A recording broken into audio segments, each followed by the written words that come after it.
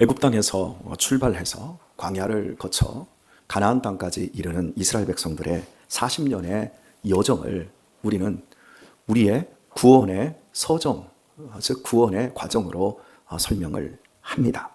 우리 모든 인생은 광야길을 살아가고 있습니다. 하루하루 어떤 인생이 펼쳐질지는 아무도 모릅니다. 해가 뜨고 또 해가 집니다. 모든 일상의 반복 속에서도 우리는 변화무쌍한 꿈을 꾸고 또 그러한 삶을 살고 있습니다. 하지만 가만히 들여다보면 같은 패턴이 반복되는 것을 알 수 있습니다. 아침에 일어나고 또 세면을 하고 밥을 먹고 출근을 하고 열심히 일하고 또 점심을 먹고 또 열심히 일하고 저녁 때가 되면 퇴근해서 또 밥을 먹고 밤중에 텔레비전을 보든지 또 누구를 만나든지 그리고 이내 잠이 듭니다. 이런 삶을 계속해서 같은 방식의 패턴을 갖습니다. 물론 나는 은퇴한 이후에 또 좀 패턴이 달라질 수는 있지만 인간이 근본적으로 살아가는 이 삶의 패턴은 다람쥐 쳇바퀴 돌듯 하는 것입니다. 이렇게 물리적이고 어떤 시간과 공간 속에서의 이런 육체를 가지고 하는 이 반복적인 패턴도 계속 유지되지만 우리의 정신 영역에서도 같은 패턴을 유지를 합니다. 똑같습니다. 어떤 일을 만납니다. 그러면 대응하고 선택하는 게 거의 일정한 수준으로 반복이 되어집니다. 이게 우리가 우리 존재와 우리 자신의 정체성을 바르게 하지 않으면 전혀 성장하거나 변화되지 않을 수 있는 근본적인 틀이라고 할 수가 있겠습니다. 하지만 나의 정체성을 정확하게 알고 이 반복되는 패턴 속에서도 내가 지금 어디로 가고 있는가를 목적지를 바르게 아는 사람은 그 안에서 성장을 합니다. 굉장히 성숙할 수 있습니다. 그래서 예전 한 20여 년 전에 나왔던 광고 중에 나이는 숫자에 불과하다라는 유명한 광고가 있었지만 사실은 그것은 자기의 정체성과 자기가 가는 목적지를 모르기 때문에 나이는 숫자에 불과하다 이렇게 말을 하는 세상의 방식이었습니다. 나이는 절대 숫자가 아닙니다. 나이는 그 사람의 나이테일 뿐만 아니라 그 사람의 내면 세계와 그 사람의 인격을 결정하는 굉장히 중요한 일입니다. 나이는 우리를 어른을 만들 수도 있고 그냥 노인을 만들 수도 있다고 제가 여러분에게 누누이 말씀을 드립니다. 내 자신이 누구인지를 바르게 자각하지 않으면 나이를 아무리 많이 먹고 아무리 좋은 대학을 들어가고 나오고 좋은 직장을 다니고 사회적으로 높은 위치를 점유하고 경제적으로도 너무나 여유로워져도 전혀 성장하지 않습니다. 그러면 교회를 다니면 성장하지요. 예, 성장할 수 있는 가능성은 굉장히 높아지지만 그 안에서도 같은 패턴을 보일 수 있습니다. 멈춰져 있을 수 있습니다. 성장을 못할 경우들이 너무나 많습니다. 하지만 우리의 삶에서 굉장히 우리가 확 하고 성장할 때가 있어요. 우리 애들이 어린 시절 언제 크지요? 아프고 나면 확 큰다 그러잖아요. 그죠? 실제로 보면 애들이 아프고 나면 굉장히 크는 것을 봐요. 이 아픈 것도 육신적으로만 아픈 게 있는 게 아니라 정신적으로 아픈 몸살도 있습니다. 예를 들어서 사랑하는 사람을 만났는데 너무나 좋아 죽고 미쳐 죽을 정도가 됐는데 헤어졌습니다. 그 시련의 아픔이라고 하는 건 정말 어마어마하게 크죠. 근데 이것을 잘 견뎌내고 보면 이만큼 커요. 이만큼 컸다는 증거가 어디에 있냐면 저는 제 어린 시절에 벽장에 대한 어떤 갈망 속에서 확인을 하게 됩니다. 저희 집에는 벽장이 있었습니다. 벽장 아시죠, 여러분? 네. 그런데 벽장은 늘 공포와 호기심의 대상이었어요. 키가 작아서 벽장을 들여다볼 수가 없어요. 그런데 그 벽장 안에서 가끔씩 어머니께서 맛있는 걸 꺼내기도 해요. 뭐 가져오시면 그 안에 넣어놓고 사탕도 꺼내서 주시고 이러는데 그건 많지는 않았지만 어쩔 때 있었지만 벽장에서 맛있는 게 나오고 벽장에서 돈이 나와요. 근데 벽장을 보고 싶은데 어머니께서 하시면 야, 벽장 속에 망태 할아버지 있다. 벽장 잘못 보면 잡혀 들어간다. 보면 안 된다. 이렇게 협박을 하셔서 혼자 있으면 벽장에서 뭔가가 기어나와서 망태 할아버지가 나와서 나를 잡아가지 않는가라는 어떤 불안이 이 안에 있었습니다. 그러면서도 그 속을 들여다보고 싶은 거예요. 그런데 들여다볼 수가 없어서 까치발을 집어도 닿질 않아서 이제 집에 사람들이 있을 때 벽장 근처에 가서 이렇게 해도 안 되는데 제가 성장을 하니까 벽장이 눈으로 이제 보여지기 시작하고 벽장 안에 반지꼬리라든지 잡다한 것만 들어있지 항상 사탕이 들어있거나 그렇지 않고 망태 할아버지도 없다라는 걸 알게 되었습니다. 내 눈높이가 성장하면 내 눈높이가 점점 높아지면 모든 상황을 아래로 내려다볼 수 있습니다. 그러면서 객관적으로 주관적으로 그 모든 걸 생각하고 판단하면서 선택할 때 그 사람의 삶 속에서 풍성하고 행복한 삶이 펼쳐지게 되어지는 겁니다. 성장한 것은 눈높이가 드디어 높이에서 아래로 내려다볼 수 있게 되는 것. 점점 높이 올라가면 올라갈수록 어떤 현상이 벌어집니까?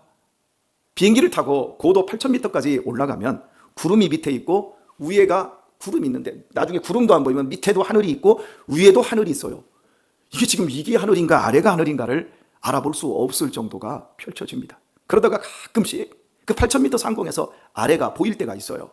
그러면 아래를 보면 거대한 바다를 건너고 있을 때 이게 바다인지 하늘인지 구별도 안 되지만 갑자기 육지나 섬 같은 걸 딱 지나갈 때 보면 정말 30층, 60층짜리 건물들이 이 새끼 손톱보다도 작게 보일 때 이렇게 작구나. 세상이 이렇게 넓구나. 그럼 나는 누구지? 아무것도 아닌 것 같은 내 존재에 대해서 깨닫게 되어집니다. 그래서 겸손하게 되어지고 그 어떤 사건이나 어떤 상황에 대해서 너무 애달퍼할 것도 없고 너무 설레일 것도 없다라는 것. 그냥 우리 인생길은 내가 왜 여기 있는지, 내가 또 살아가는 모든 것, 숨쉬고 있는 모든 것, 내가 가족을 구성하고 내가 이렇게 공동체들을 경험하고 살아가는 그 바운더리 내에서 이루어지는 그 모든 일이 하나님의 어마어마한 은혜구나. 내가 내 아내를 만난 확률, 이건 여러분 수억만 분의 1 아닌가 싶어요. 제가 제 아내를 안 만났으면 다른 사람을 만났겠지요. 그렇지 않습니까? 왜 나는 우리 하영이를 만났고 우리 유신이를 만났고 우리 애들을 만났을까? 나는 왜 여러분을 만났을까? 내가 계획한 것이 아무것도 없어요. 내가 선택한 것이 없어요. 내가 만든 것이 없어요.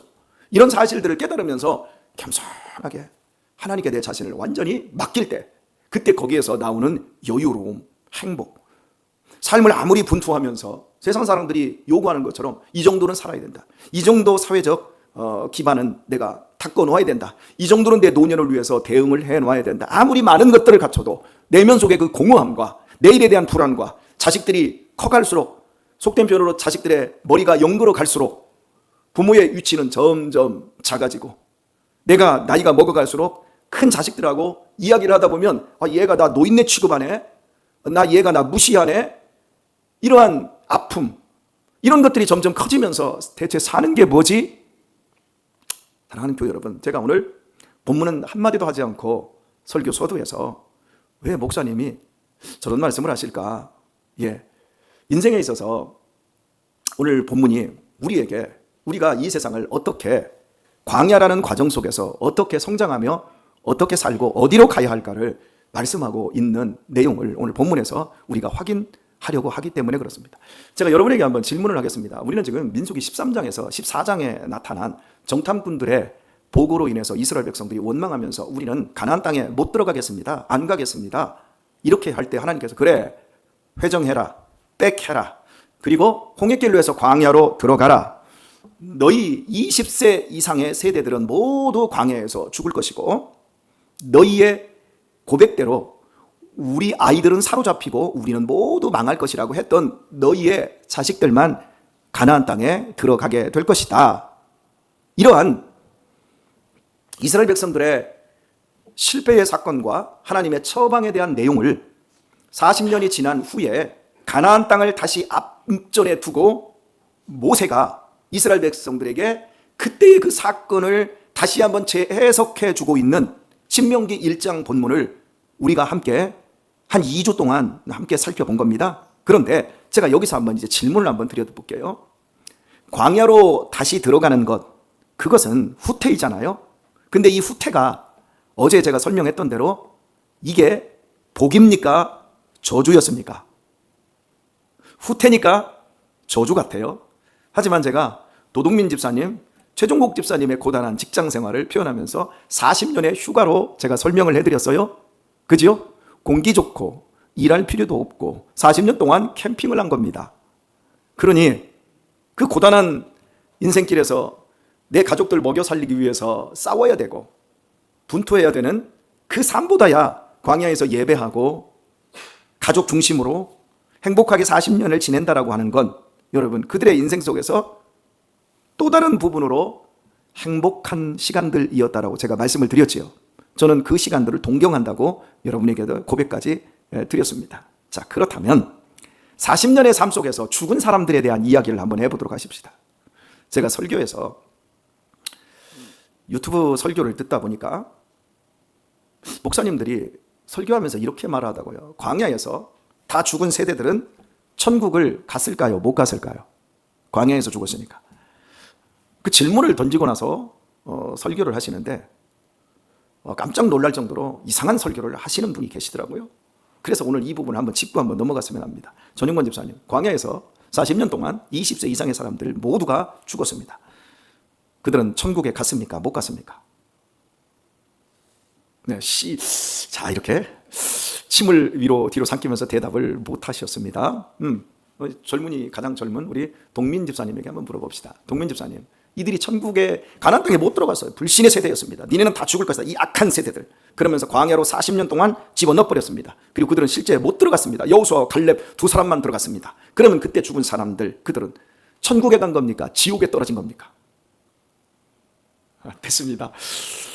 이 젊은 세대나 이제 쉰 세대나 똑같이 대답을 못했습니다. 이렇게 질문을 하시고 목사님 한 분이 모두 지옥에 떨어졌다 그러더라고요. 아마 여러분들도 그들이 지옥에 떨어졌을 거라는 생각을 아마 갖고 계실 겁니다. 그런데 그들 중에 거의 대부분은 천국에 들어갔습니다.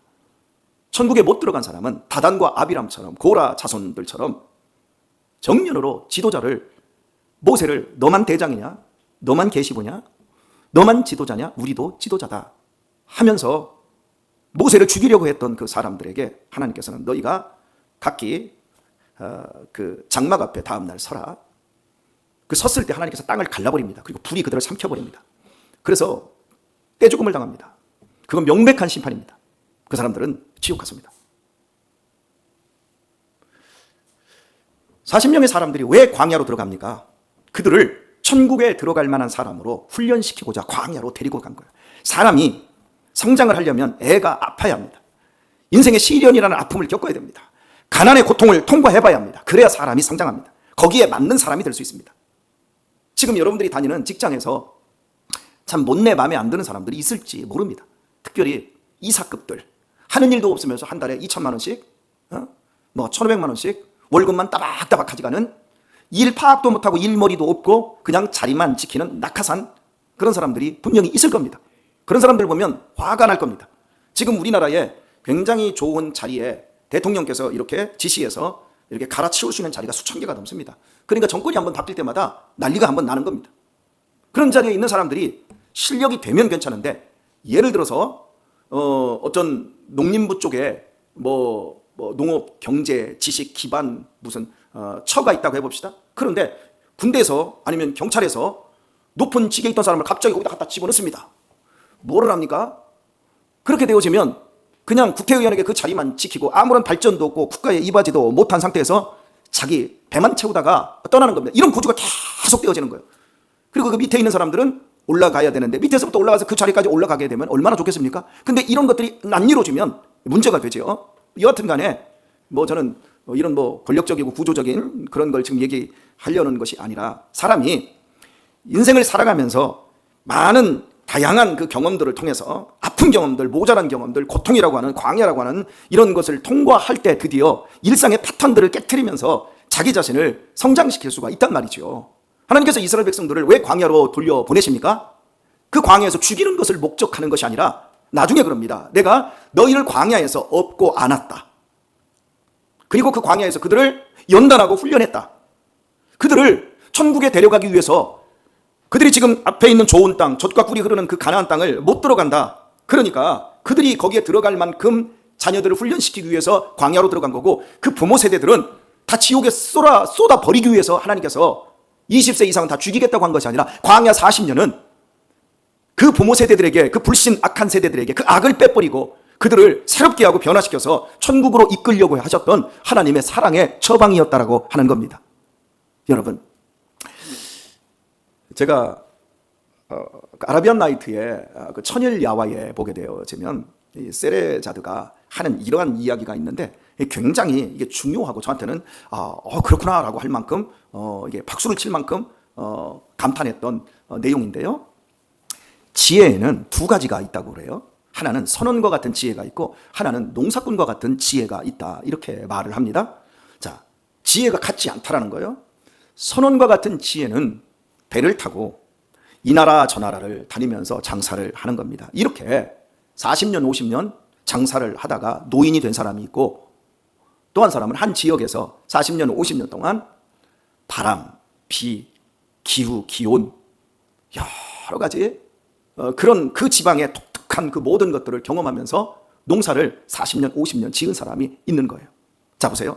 이 두 사람을 보면 한 사람은 온 사방을, 온 세계를 다 돌아다닌 사람이고 한 사람은 한 지역에서 깊이 있다 보니까 선원의 지식은 온몸으로 그 다양한 삶, 다양한 사람들, 다양한 문화와 다양한 사건들을 경험하다 보니까 이 사람에게서는 끝없이 재미있는 말, 사람들이 신기해하고 들을 만한 말이 나오는 거예요.